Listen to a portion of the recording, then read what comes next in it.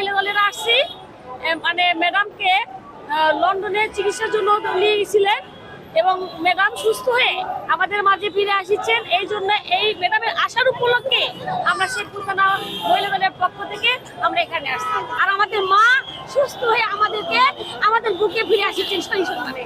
সারা বাংলাদেশের গর্ব আমাদের মা জনের বুকে। বংশের পরিচয়ও লাগে, বাবা মায়ের পরিচয়ও লাগে।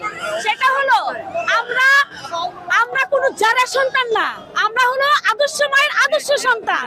আরে যারা সন্তান তো আমলিকের কুখ্যাত খুনিরা। দেখেন আজকে যে আমলিকরা শত শত বোনেদের ধর্ষণ করা, রক্তের বন্যা বয়ে দেওয়া, দেখেন আজকে যা বলি করছে সেই মাই নাই। যাদের মা নেই তা তো যারা সন্তানই। আর আমাদের মায়েরা আছে, দেখেন আমাদের মা বুক খুলে বাংলাদেশিতে ফিরে আসছেন এবং সুচিকিৎসা পেয়ে আমাদের মাঝে ফিরে আসছেন সুস্থ হয়ে। এর থেকে তো আমরা অনেক গর্ব, কারণ আমলিকদেরকে দেখিয়ে দিলাম যে আল্লাহ আছেন আমাদের পাশে। আমরা আমাদের প্রধান হিসেবে খালেদা জিয়াকে আমরা চাই। যদি উনি অসুখ, যদি ওনার যেহেতু পরিবার, তার ছেলে বউ আছে, ছেলে আছে, নাতিন আছে, ওনার পরিবার থেকে যে কেউ আসুক আমরা সেটাই চাই।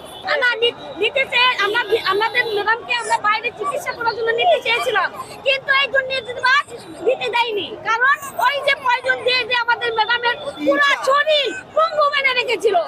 আর আজকে একটা কথা আমরা না বললি নয় ভাইয়া, যে গুলশানের বাসায় আজকে ম্যাডাম উঠবে, সেই গুলশানের বাসায় থেকে এই শয়তান হাসিনা কুখ্যাত খুনি, উনি একসময় ঘাট ধাক্কা দিয়ে বের করে দিয়েছিলেন।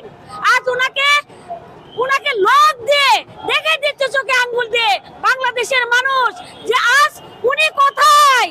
আজকে সেই গুলশানের বাসায় আমাদের ম্যাডাম খালেদা জিয়া সুসম্মানে সেই বাসায় উঠতেছে। এটা দেখে আমাদের গর্বে বুক ভরে যাচ্ছে।